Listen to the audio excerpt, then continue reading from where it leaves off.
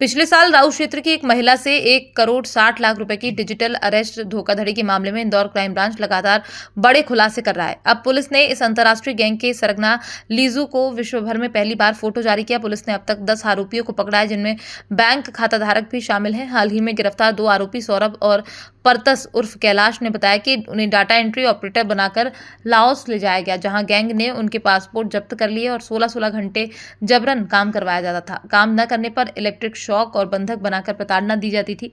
जांच में पता चला है कि लाओस, म्यांमार, कंबोडिया और थाईलैंड के बीच स्थित गोल्डन पॉइंट क्षेत्र को अंतर्राष्ट्रीय साइबर अपराधियों ने डिजिटल अरेस्ट कर हब बनाया था।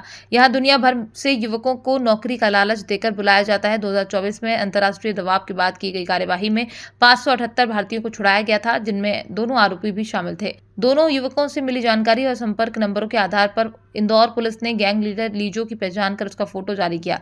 पुलिस अब इस जटिल और बहुउद्देशीय धोखाधड़ी नेटवर्क की जड़ तक पहुंचने के करीब है।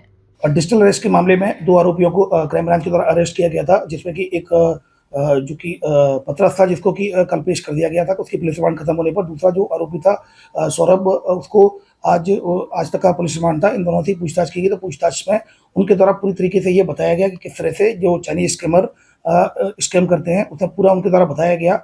उसमें सबसे पहले इनका जो काम था, इनको सबसे पहले ले गए थे ये जो कंप्यूटर ऑपरेटर के, डाटा एंट्री ऑपरेटर के लिए रूप में ले गए थे। थाईलैंड के लिए ऐड आया था। उसके बाद फिर ये लाओस गए थे, जहाँ गोल्डन ट्रायंगल था। वहाँ पर जो चाइनीज स्कैमर है, जो हब बना हुआ है, वहाँ पर लगातार वहाँ स्कैम कराया जाता है। इसमें जो पूरी बात सामने आई है, इनका जो रोल था, इन्होंने पूरी प्रक्रिया बताई है, जिसमें इनके द्वारा बताया गया कि उनका केवल ये रोल था वो फाइंडर के रूप में। तो पहली स्टेज पर फाइंडर होते हैं, जो कि ये पता करते हैं कि कौन व्यक्ति अकेला सोशल मीडिया प्लेटफॉर्म पर, इंस्टाग्राम, फेसबुक पर जाकर फाइंड करते हैं, व्यक्ति को पहचानते हैं कि इसको टारगेट करना है। तो इनका रोल फाइंडर का रोल होता है। फिर उसके बाद अगला जो व्यक्ति होता है वो चैटर्स। फिर दूसरा व्यक्ति, दूसरी जो लेयर आती है वो चैटर्स के रूप में आती है। वो जो उनसे इमोशनली ट्रस्ट करते हैं, उसको चैट करते हैं। चैट करने के बाद थर्ड फिर इनका होता है टीम लीडर।